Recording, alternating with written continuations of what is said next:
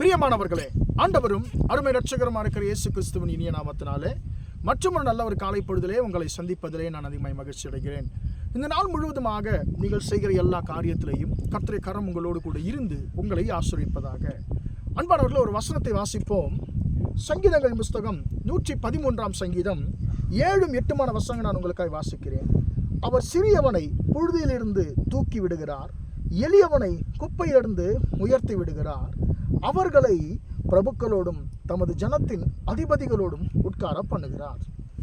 பிரியமானவர்களே, இந்த இடத்துல ஆண்டவர் ஆகிய தேவன் செய்கிறதான 2 காரியங்களை குறித்து நாம் இந்த இடத்துல வாசிக்கிறோம். முதலாவதாக, அவர் சிறியவர்களை என்ன செய்கிறாராம்?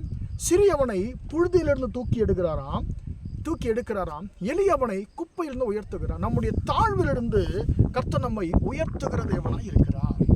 அன்பானவர்களே, அவர் எதற்காக நம்முடைய தாழ்விலிருந்து உயர்த்துகிறார், தூக்கி எடுக்கிறார் என்று சொல்லி அநேக காரியங்கள் பரிசுத்த வேதாகமத்திலே சொல்லப்பட்டிருக்கிறது.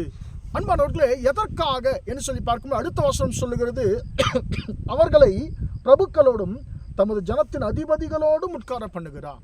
எதற்காக ஒரு எளியவனையும் சிறியவனையும் அவர் புழுதியிலிருந்தும் குப்பையிலிருந்தும் அவர் உயர்த்த வேண்டும் என்று சொன்னால், அவர்களை பிரபுக்களோடு அதிபதிகளோடு அவர் உட்கார வைக்கும்படியாக கர்த்தர் தாழ்மையுள்ளவர்களை ஆண்டவர் உயர்த்துகிற தேவனாய் இருக்கிறார்.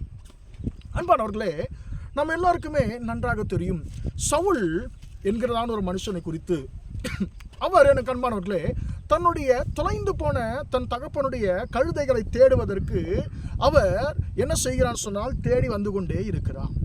அன்பானவர்களே, அவர் எப்படி, அவருடைய சூழ்நிலை எப்படி இருக்குன்னு சொன்னா, இந்த சவுல் பென்யமீன் கோத்திரத்தை சேர்ந்தவன். நமக்கு எல்லாருக்குமே தெரியும், இந்த பென்யமீன் கோத்திரம் இஸ்ரவேலில் கடைசி கோத்திரம். இஸ்ரவேலுக்கு 12 பிள்ளைகள், அதில் கடைசி பிள்ளை தான் இந்த பென்யமீன் கோத்திரம், கடைசி கோத்திரம். அன்பானவர்களே, இவர் சொல்லுகிறார், இஸ்ரவேலில் என்னுடைய கோத்திரம் சிறியது, என் தகப்பனுடைய குடும்பமும் சிறியது, நான் ஒன்றுக்கும் பிரயோஜனம் இல்லாதவன் என்று சொல்லி இவர் தன்னை குறித்து தாழ்வாய் நினைத்து கொண்டிருக்கிறார். அன்பானவர்களே, ஆனால் தேவனுடைய சித்தம் என்ன? இவர்தான் இஸ்ரவேல் ஜனங்களுக்கு ராஜாவாய் வர வேண்டும் என்பது தேவ சித்தம்.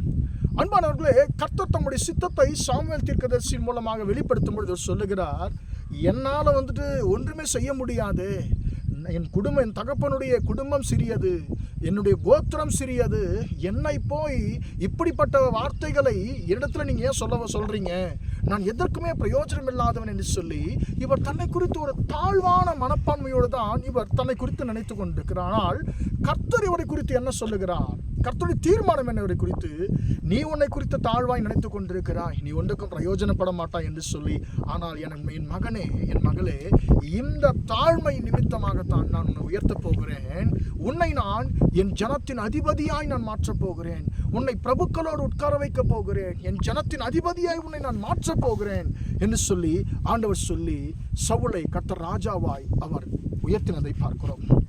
அன்பான தேவனுடைய பிள்ளையே, ஒருவேளை நாமும் நினைக்கலாம், நான் எதுக்கும் பிரயோஜனப்பட மாட்டேன், நான் எதுக்கும் பிரயோஜனம் இல்லை, என்னுடைய வாழ்க்கையில் நான் ஒன்றுக்குமே பிரயோஜனப்படாத ஒரு மனுஷன் சொல்லி சொல்லுகிறீர்களா? கர்த்தர் சொல்லுகிறார், சிறியவர்களாகிய உங்களை, எளியவர்களாகிய உங்களை அவர் புழுதியிலிருந்தும் குப்பையிலிருந்தும் தூக்கி எடுத்து உயர்த்தி அவர் பிரபுக்களோடும் தம்முடைய ஜனத்தின் அதிபதிகளோடும் உட்கார வைக்கிற தேவனாயிருக்கிறார். அன்பான தேவனுடைய பிள்ளையே, நீ எதற்கும் பிரயோஜனப்பட மாட்டாய் என்று சொல்லி நீ நினைத்து கொண்டிருக்கலாம். ஆனால் கர்த்தர் சொல்லுகிறார், உன்னை வைத்து நான் பெரிய காரியங்களை செய்வேன், உன்னை நான் இன்னும் எண்ணி முடியாத உயரத்திற்கு நான் உன்னை கொண்டு போய் நான் உன்னை ஆசீர்வதிப்பேன் சொல்லி கர்த்தர் சொல்லுகிறார். அன்பானவர்களே, இந்த உயரத்திற்கு சவுல் போவதற்கு காரணம் என்ன தெரியுமா? அவருக்குள்ள தாழ்மை இருந்தது. அந்த தாழ்மை அவரை ராஜாவாய் உயர்த்தினது. அன்பானவர்கள், எத்தனையோ பேர் அவரை நிந்திக்கிறாங்க, இவனா நம்மை ஆளப்போகிறான் என்று சொல்லி. ஆனால் சவுலை குறித்து அருமையான ஒரு வார்த்தை சொல்லுகிறது, அவனோ காது கேளாதவன் போல இருந்தானா. அன்பானவர்களே, அவர் அதை பெருசா எடுத்துக்கவே இல்லை. அது நிமித்தமாய்த்தான் கர்த்தர் அவரை ராஜாவாக உயர்த்தினார். சவுல் ராஜாவனுடைய வாழ்க்கையினுடைய முதல் பாகத்திலே அவருடைய வாழ்க்கை நாம் படித்துக் கொள்ள வேண்டிய அருமையான பாடங்கள் இந்த சவுளுடைய வாழ்க்கையிலே காணப்படுகிறது. சவுலை உயர்த்தின தேவன். அன்பானவர்களே, இன்றைக்கு உங்கள் பார்வைக்கே ஆகாதவர்களாய் தோன்றுகிற உங்களை கர்த்தர் உயர்த்துவேன் என்று சொல்லி வாக்கு பண்ணுகிறார். ஜெபிப்போமா? இரக்கமுள்ள தகப்பனே, உம்மை நன்றியோடு துதிக்கிறோம், ஸ்தோத்திரிக்கிறோம் ஐயா. ஆண்டவரே, இம்மட்டுமாக இந்த வார்த்தைகளை கேட்ட ஆண்டவரே, உம்முடைய பிள்ளைகளை ஆசீர்வதிக்கும்படியாக ஜெபிக்கிறேன். அவர் சிறியவனை புழுதியிலிருந்து தூக்கி விடுகிறார், எளியவனை குப்பையிலிருந்து உயர்த்துகிறார், அவர்களை பிரபுக்களோடும் தம்முடைய ஜனத்தின் அதிபதிகளோடும் உட்கார செய்கிறான் வார்த்தையின்படி ஆண்டவரே. அப்பா, நான் எதுக்கும் பிரயோஜனப்படாதவன் என்று சொல்லி ஆண்டவர் தன்னை குறித்து தாழ்வாய் நினைத்து கொண்டிருக்கிற உம்முடைய பிள்ளைகள் மேல் உம்முடைய கரம் இறங்கட்டும் என்று சொல்லி ஜெபிக்கிறேன்.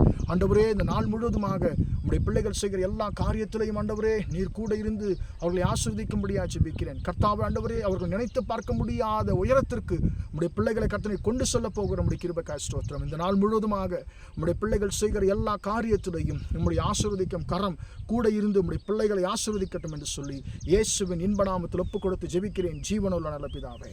ஆமென், ஆமென். பிரியமானவர்களே, கர்த்தர் உங்களை ஆசீர்வதிப்பார். Praise the Lord.